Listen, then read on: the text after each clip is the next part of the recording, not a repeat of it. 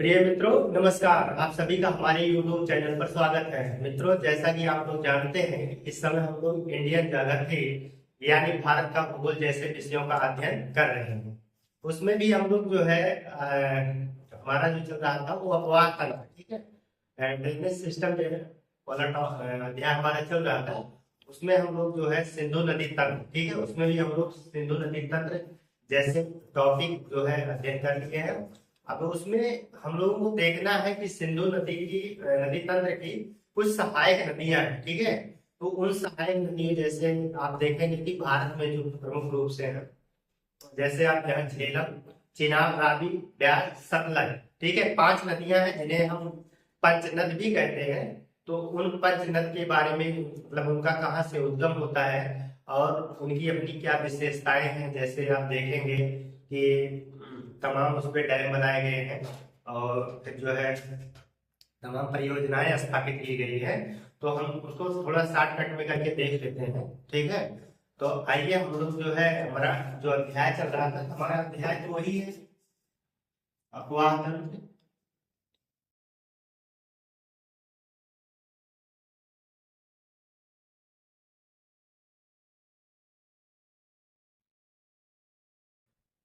इसमें भी हम लोग जो है आज पढ़ेंगे सिंधु की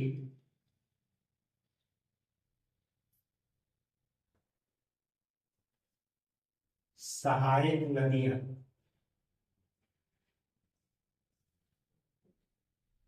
सहायक नदियों से यहाँ हमारा पंच,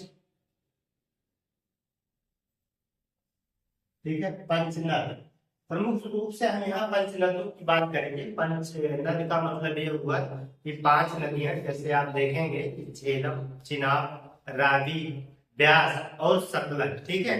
तो 5 नदियों का उद्गम कहाँ हुआ है, क्या हुआ है, कहाँ हुआ है, ठीक है, इस चीज को देखेंगे। और फिर हम देखेंगे कि उनकी अपनी क्या क्या विशेषताएं हैं। इस चीज को हम यहाँ पे जानने का प्रयास करते हैं। तो यहाँ पे हम लोग ऐसा करते हैं कि एक फिगर बना लेते हैं। जैसे आप देखेंगे कि यहाँ ये हमारी सिंधु नदी है, इसको हम सिंधु नदी मान लेते हैं, ठीक। यहाँ से फिर एक नदी निकलेगी थोड़ा सा नीचे करके, या यहाँ से हम इसको ये मेन नदी हम मान लेते हैं, ये चिनाब है। कौन सी नदी है? चिनाब। चिनाब है जो 2 नदियों से मिलकर बनी हुई है। अभी हम इसको समझेंगे, ठीक है। और यहाँ पे एक नदी और निकल के आती है जिसका नाम है झेलम, ठीक है। इसका नाम झेलम रख देंगे। इसके बाद सिंधु, झेलम, चिनाब, एक नदी यहाँ से निकालेंगे हम लोग, इसका नाम हम रखेंगे रावी। फिर एक नदी और यहाँ से निकलेगी, थोड़ा यहाँ से लंबाई बढ़ा होते हैं, यहाँ से कर लेते हैं, इसका नाम होगा सतलज। और एक नदी और हम यहाँ पे निकाल देते हैं, इसका नाम है ब्यास, ठीक है। तो इतनी नदियां हो गई हैं, ठीक है। इसको एक बार देख लीजिए, ये मेन वाली नदी जो है सिंधु है। सिंधु के बाद जो है यहाँ आप देखेंगे झेलम है, झेलम के बाद चिनाब है, चिनाब के बाद रावी है, रावी के बाद ब्यास है, ब्यास के बाद सतलज है, ठीक है। तो 5 नदियां इधर, तो मुख्य नदी हो गई, इसकी बात अलग है। यहाँ पे देखेंगे एक नदी, 1 2 3 4 5, तो इन्हीं 5 नदियों को पंच नदी के नाम से जाना जाता है, ठीक है। तो आइए हम लोग जो है इनमें एक एक करके पढ़ते हैं। जैसा कि हम लोगों ने सिंधु नदी के बारे में हम पार्ट 1 करके पढ़ लिए हैं, आज हम लोग इसको पार्ट 2 में ले जाएंगे कि सिंधु की 5 और सहायक नदियों की क्या विशेषताएं हैं। तो उसको हम समझने का प्रयास करते हैं यहाँ पे। तो हमारी पहली हेडिंग रहेगी झेलम, झेलम नदी, ठीक है। तो झेलम नदी, अब देखिए झेलम नदी का उद्गम स्थान कहाँ है। तो आप देखेंगे कि जो है ये शेषनाग झील है, बेरी नाग के निकट जो है शेषनाग झील है, जम्मू कश्मीर में, ठीक है। शेषनाग झील से ये जो है इसका उद्गम होता है, ठीक है। पीर पंजाल श्रेणी में। तो इस पॉइंट को यहाँ पे नोट करेंगे, ठीक है। जो छोटे छोटे पॉइंट्स निकल के आते हैं इस चीज को हम लोग नोट करेंगे। तो सबसे छोटा छोटा पॉइंट हम लोग लिखेंगे जो महत्वपूर्ण होते हैं, ठीक है। तो यहाँ पे लिखेंगे यह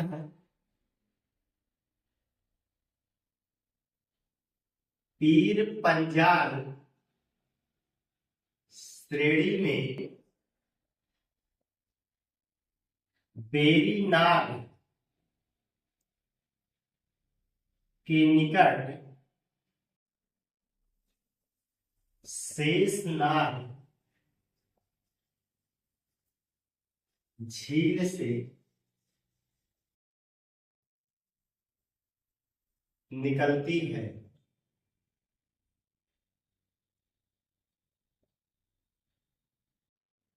एक महत्वपूर्ण पॉइंट ये मिल गया कि ये शेषनाग झील से निकलती है, एक पॉइंट समझते चलेंगे। और यहाँ पे जो पूरी श्रेणी बनी हुई है, यहाँ श्रेणी पीर पंजाल वाली है। अगर स्थान की बात करेंगे तो ये बेरीनाग स्थान है, ठीक है।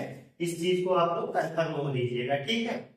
ये जो है बुलर झील, जम्मू और कश्मीर में जो है बुलर झील है, जो मीठे पानी, भारत में जो है मीठे पानी की झील है, ठीक है। तो मीठे पानी की झील है, उससे होकर यह गुजरती है, ठीक है। इस चीज को भी नोट करेंगे। यह बुलर झील से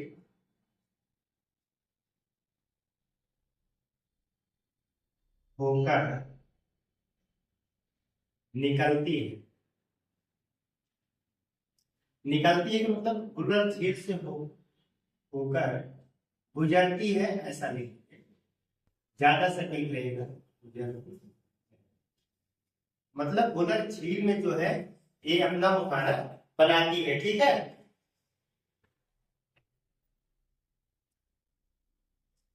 जो है ये नदी जो है जम्मू कश्मीर में सर्पिलाकार है। सर्पिलाकार का मतलब ये सर्प के आकार का है, ठीक है। जिस तरीके से सांप चलता है, तो मतलब ये विसर्ग का निर्माण करती है। कहाँ? जम्मू कश्मीर में। जम्मू कश्मीर में जो है ये विसर्ग का निर्माण करती है। जम्मू कश्मीर में यह विसर्ग का निर्माण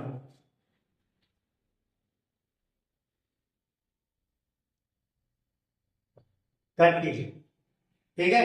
ये जम्मू कश्मीर क्या करती है? विसर्ग का निर्माण करती है। यह नदी जो है पाकिस्तान में प्रवेश करने से पहले जो है बासमंगल में एक गाज का निर्माण करती है। मतलब उस स्थान को जो है बासमंगल के नाम से जाना जाता है, ठीक है। इस पॉइंट को यहाँ पे आप लोग नोट करेंगे। मतलब पाकिस्तान में प्रवेश से पूर्व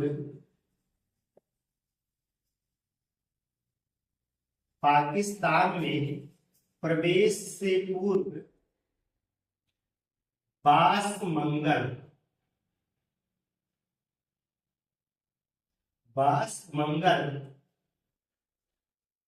गाय का निर्माण करती है,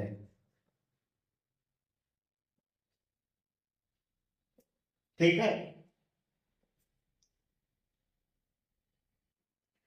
तो एक चीज और देखेंगे, यहाँ पे चिनाब है, ठीक है। चिनाब में जो है, यहाँ पे जो है एक मतलब चिनाब नदी में मिलने से पहले झेलम नदी जो है एक डैम का निर्माण करती है, ठीक है। उस डैम का क्या नाम है? तो आप देखेंगे मंगला डैम है, ठीक है। यहाँ पे जो है डैम बना हुआ है जिसका नाम मंगला है। समझ में आ रही बात नहीं? इस चीज को आप लोग यहाँ पे नोट करेंगे। हालांकि जो ये मंगला डैम है ये भारत में नहीं बल्कि पाकिस्तान में है, ठीक है। तो पाकिस्तान में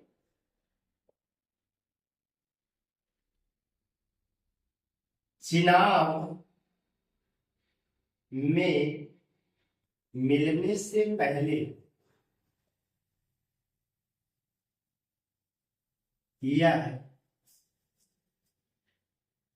मंगला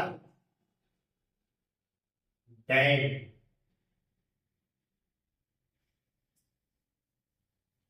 मंगला डैम,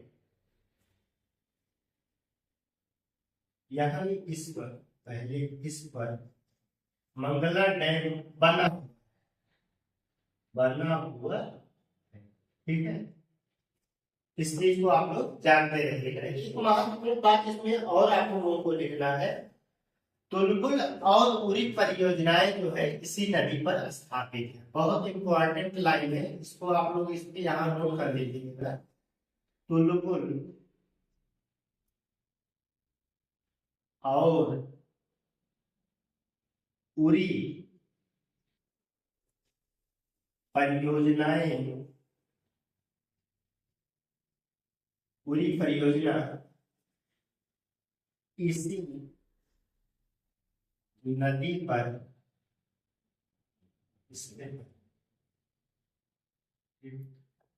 दो महत्वपूर्ण परियोजनाएं हैं। एक है नदी परियोजनाएं हैं, जल विद्युत उत्पादन परियोजनाएं क्या होती है, जल विद्युत उत्पादन, सिंचाई और पेयजल की व्यवस्था के लिए जो है दो महत्वपूर्ण जो है पूरी परियोजना पूछा जाता है और तुलबुल परियोजना। ठीक है, दो महत्वपूर्ण परियोजनाएं जो है यहाँ पे स्थापित की गई है, इसको आप लोग बाकायदा याद रखिएगा। ठीक है, इतने महत्वपूर्ण पॉइंट है। इसमें एक पॉइंट और नोट कर लीजिए, यह जो है मुजफ्फराबाद से मीरपुर तक ये सीमा बनाती है भारत और पाकिस्तान की। ठीक है, यहाँ पे थोड़ा सा इस तरीके से इसको बना लीजिएगा, हालांकि कोई दिक्कत नहीं है, ऐसे ही रहने के लिए। ठीक है, लिख लीजिए मुजफ्फराबाद से मीरपुर तक, ये कहा है जम्मू और कश्मीर में है। ठीक है, JNK, यहाँ पे JNK लिख लीजिएगा, जम्मू कश्मीर। या मुजफ्फराबाद से मीरपुर तक भारत एवं पाकिस्तान की सीमा बनाती है। बनाती है मतलब उसी पर ये सीमा का निर्धारण भी करती है। ठीक है, तो एक सीमा के रूप में ये नदी है। तो मुजफ्फराबाद से मीरपुर तक का जो है ये, वो भी कहाँ लगता है, भारत की बात करें तो हम भारत में जो है वो जम्मू और कश्मीर राज्य में पड़ेगा। ठीक है, तो इस चीज को आप लोग यहाँ पे देख सकते हैं। आप लोगों ने देखा कि हम लोग जो है झेलम नदी के बारे में, इसमें महत्वपूर्ण चीजें हैं, इसको अंडरलाइन कर लीजिएगा, इसको भी पढ़ लीजिएगा। ये चीज इसमें बहुत ही इम्पोर्टेंट है, अक्सर पूछा जाता है कि तुलबुल और पूरी परियोजनाएं किस नदी पर या किस राज्य में स्थित है। तो नदी तो हालांकि झेलम नदी है, अगर बात करें स्टेट की तो आप जो है जम्मू और कश्मीर लगा दीजिएगा। ठीक है, तो इस चीज को आप लोग विजुअल याद कर लीजिएगा, कहाँ से गुजर से भी होकर गुजरती है। ठीक है, और ये विसर्ग का निर्माण करती है, ये बात भी बहुत इंपॉर्टेंट है। ठीक है, तो इसको आप लोग जो है स्क्रीनशॉट ले लीजिए, फिर हम आगे देखते हैं।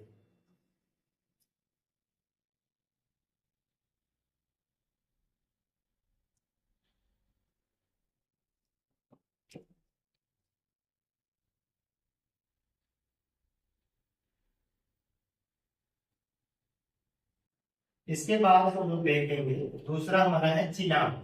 ठीक है, चिनाब, यहाँ पर हम दूसरा भी नोट करेंगे, चिनाब।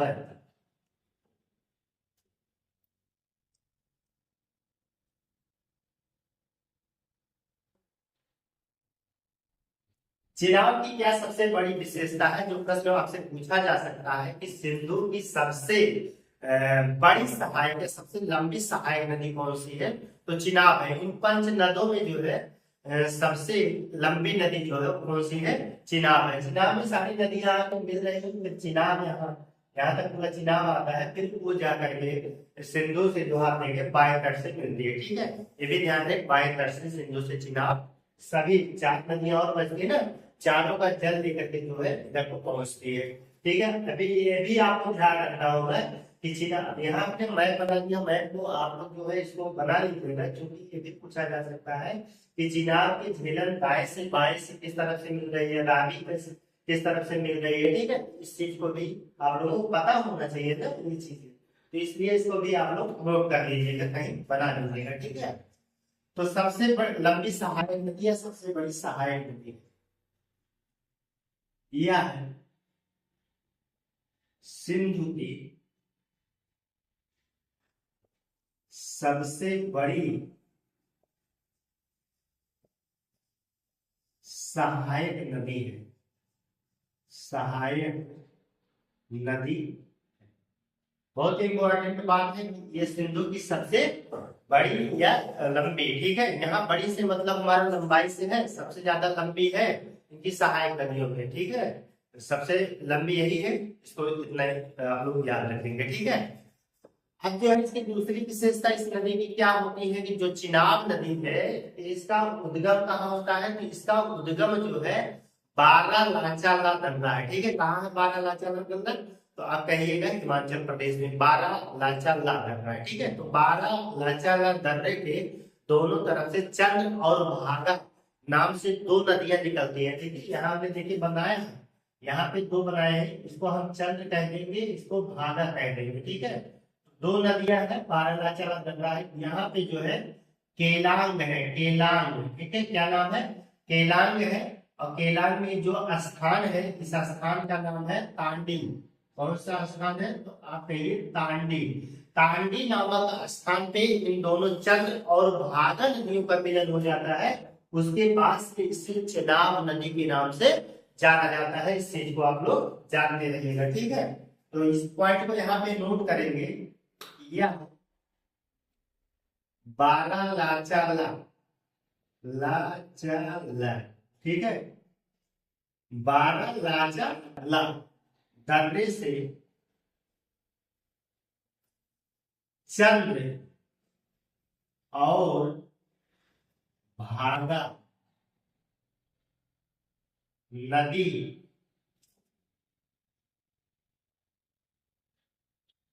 के रूप में निकलती है, जो केलांग, केलांग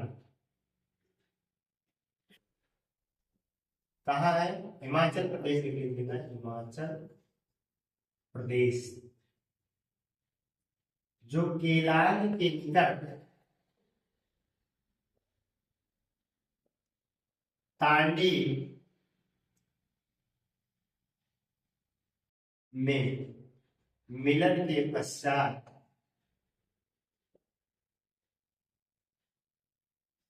चिनाब हो जाती है, चिनाब कहलाती है, ऐसा कहलाती। तो फिर इसका क्या नाम हो जाता है, चिनाब। बहुत साधारण सी बात है, जैसे कि हमने यहाँ पे बताया चंद्रभागा। ठीक है, ये केलांग जो है ये हिमाचल प्रदेश का स्थान है। ठीक है, और तांडी उसका छोटा स्थान है जहाँ पे मिलन हो रहा है। ठीक है, तो वहां पे मिलन की बात अभी पूरी तरीके से किस नाम से हो जाएगी, चिनाब नाम से हो जाएगी, और इसको हम चिनाब नदी कहेंगे। ठीक है, इस पे 3 महत्वपूर्ण जो है परियोजनाएं स्थापित की गई है जम्मू और कश्मीर में। 3 महत्वपूर्ण परियोजनाएं क्या क्या है, दुलहस्ती है, सलाल है, और एक योजना का नाम जो है बगलिहार है। ठीक है, तो इन तीनों को आप लोग नोट करेंगे,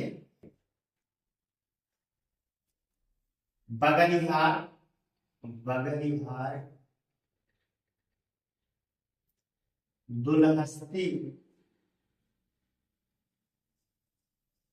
एवं सलाल। इस नदी की या इस नदी पर स्थित महत्वपूर्ण परियोजनाएं, परियोजनाएं ठीक है।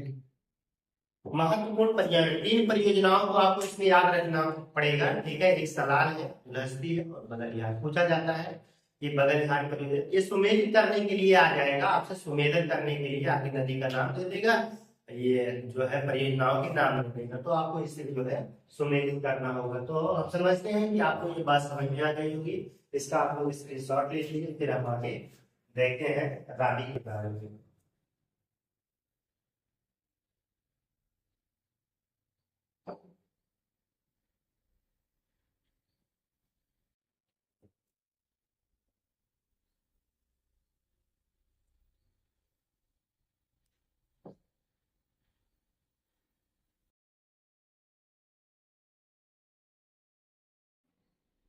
तो हमारी दूसरी नदी इसके बाद जो है हम देखेंगे रावी है। रावी का उद्गम जो है हिमाचल प्रदेश में जो बृहद हिमालय है रोहतांग दर्रे से होता है। ठीक है, रोहतांग दर्रे के पश्चिम छोर से जो है इसका उद्गम होता है।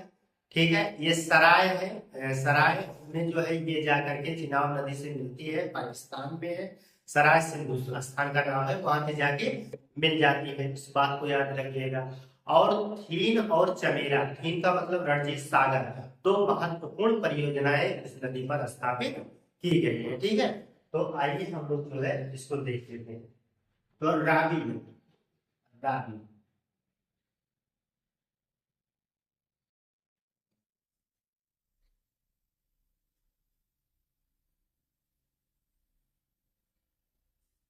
रावी इसका उद्गम,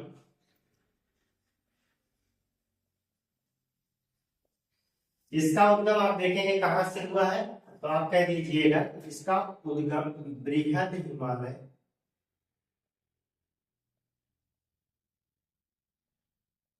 बृहद हिमालय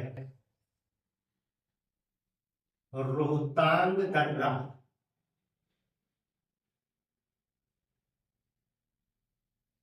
मतलब हिमाचल प्रदेश में है, हिमाचल प्रदेश। ठीक है, रोहतांग दर्रा के पश्चिम से हुआ है। ठीक है, पश्चिम से हुआ है मतलब पश्चिमी छोर से हुआ है। ठीक, यह पाकिस्तान में, यह पाकिस्तान में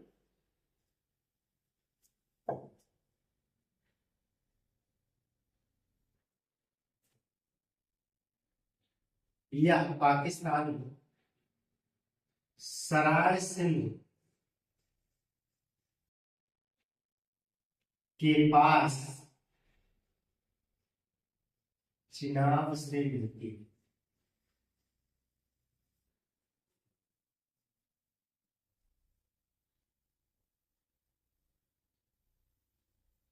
इसमें ये वाला पॉइंट महत्वपूर्ण रहेगा, इसमें दो महत्वपूर्ण परियोजनाएं हैं, यानी कि आप देखेंगे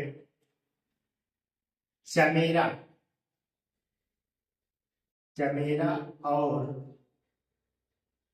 हीर, रणजीत सागर,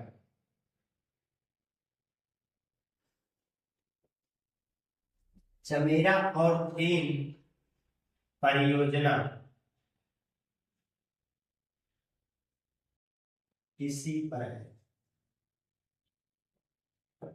तो दो महत्वपूर्ण परियोजनाएं जो है इसी नदी पर बनाई गई है, जिसे चमेरा और थीन या रणजीत सागर परियोजना के नाम से जाना जाता है। तो दो महत्वपूर्ण बातों को यहाँ पे हम लोगों को याद रखना है रावी के बारे में। ठीक है, तो इसका जो है आप लोग स्क्रीनशॉट ले लीजिए, फिर हम आगे देखते हैं।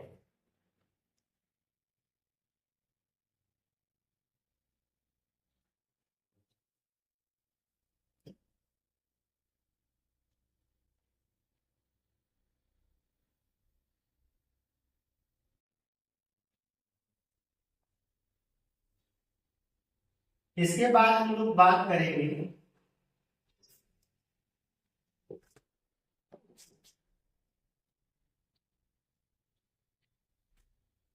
इसके बाद हम लोग बात करेंगे ब्यास के बारे में। तो ब्यास नदी है, ठीक है। ब्यास नदी जो है आप देखेंगे कि हिमाचल प्रदेश में भी बताया है, ये रोहतांग दर्रा है, ठीक है। और रोहतांग दर्रा जो है उसी रोहतांग दर्रे के पास जो ब्यास कुंड है, ठीक है। ब्यास कुंड से ही ब्यास नदी निकलती है। हरी बात समझ में। तो उसको जो है आप लोग यहाँ पे नोट करेंगे, हम लोग यहाँ लिखेंगे ब्यास। ब्यास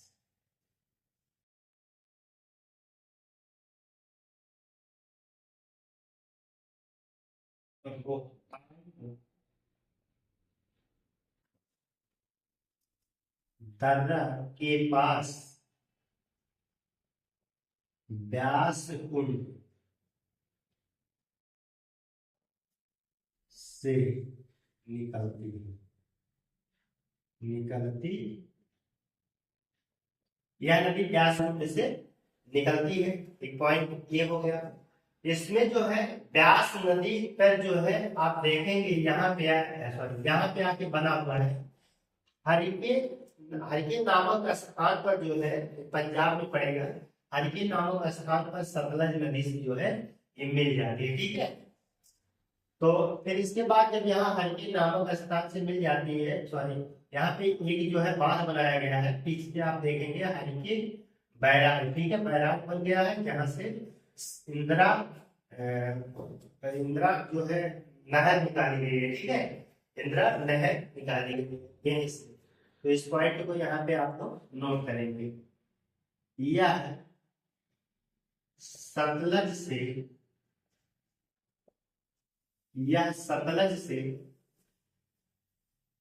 हरिके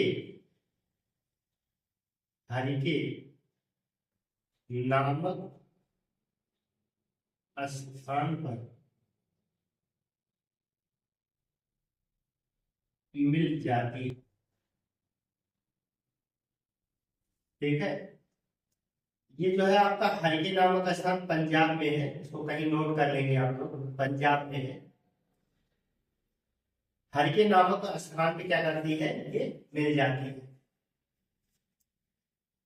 या यहीं पे नोट करके जहां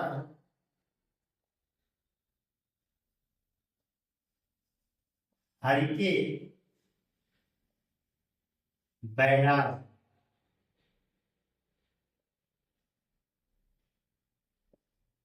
का निर्माण हुआ है, यहीं से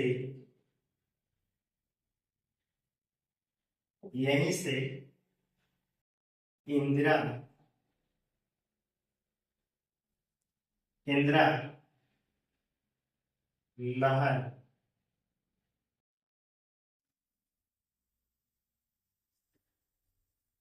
निकाली गई है, ठीक है। मतलब इंदिरा नहर को जो है यहीं से जल प्राप्त होता है, ठीक है। तो इंदिरा नहर मतलब इंदिरा गांधी,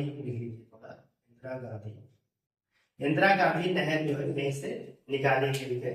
इस बात को आप लोग जानते रहिए। सबसे बड़ी विशेषता इसमें एक और प्रश्न आपसे पूछा जा सकता है कि जितनी भी 4 नदियां और है, ठीक है, झेलम है, चिनाब है, रावी है और सतलज है, ये 4 नदियां जो है भारत और पाकिस्तान, ठीक है, ये तक जाती है। लेकिन अगर इसका आप देखेंगे अपवाह तंत्र, यानी केवल ब्यास का अपवाह तंत्र देखेंगे तो इसका अपवाह तंत्र केवल भारत में ही है, पाकिस्तान से इसका संबंध नहीं है। इस पॉइंट को यहाँ पर नोट कर लीजिए, ठीक है। इंपॉर्टेंट बात यह एकमात्र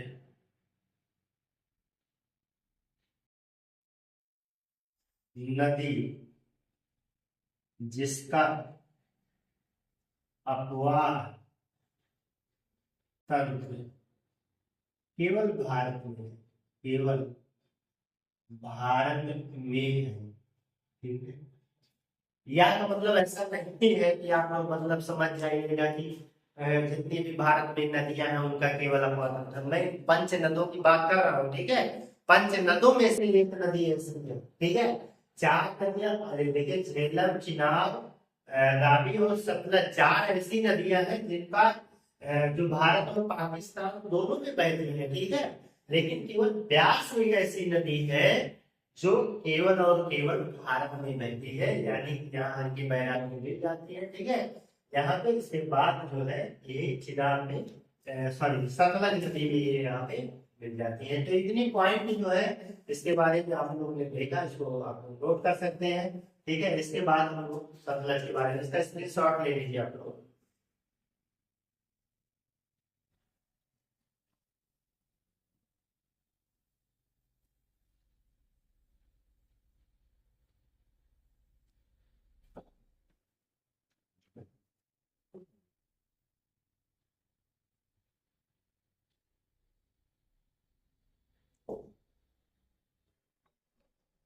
इसके बाद जो है हमारे लास्ट है सतलज या सतलुज नदी के नाम से इसे जाना जाता है। ये आप देखेंगे तिब्बत में जो है एक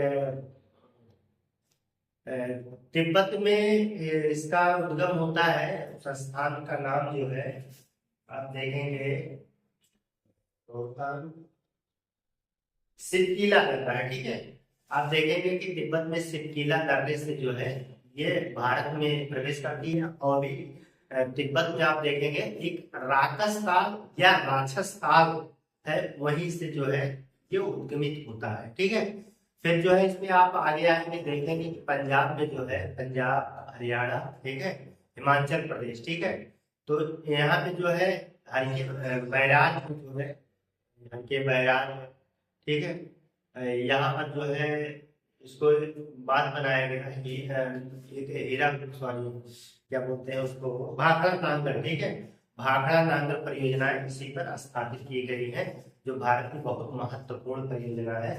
तो यही देश को स्थापित की गई है। एक सब पॉइंट इसमें हमारे महत्वपूर्ण है, नोट कर लीजिए। सतलज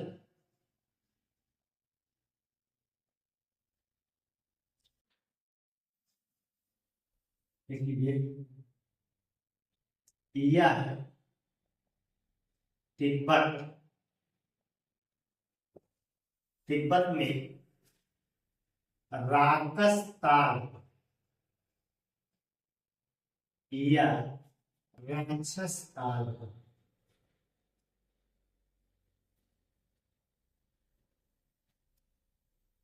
से निकलकर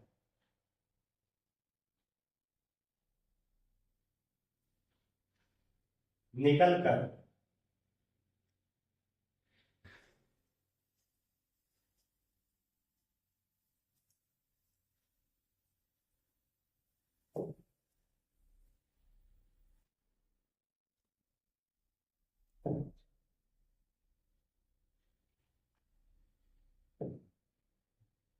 सिपकीला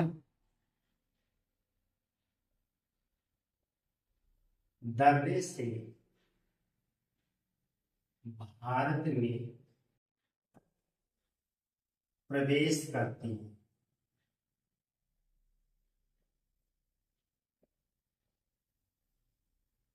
अब देखेंगे यहाँ पे जो है राक्षसकाल हो गया। ठीक है, यहाँ से आएगी, यहाँ पे एक दर्रा बना हुआ है हिमाचल प्रदेश में। ठीक है, हिमाचल प्रदेश में जो है दर्रा है, इस दर्रे का नाम क्या है, सिपकीला दर्रा। सिपकीला दर्रा से होकर के भारत में प्रवेश करती है। ठीक है, इस पॉइंट को इसमें नोट करेंगे। भाखड़ा नांगल भाखड़ा नांगल परियोजना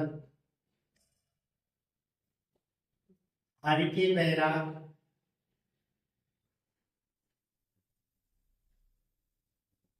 एवं अभी इंदिरा गांधी नहर भी निकाली गई हो, इंदिरा गांधी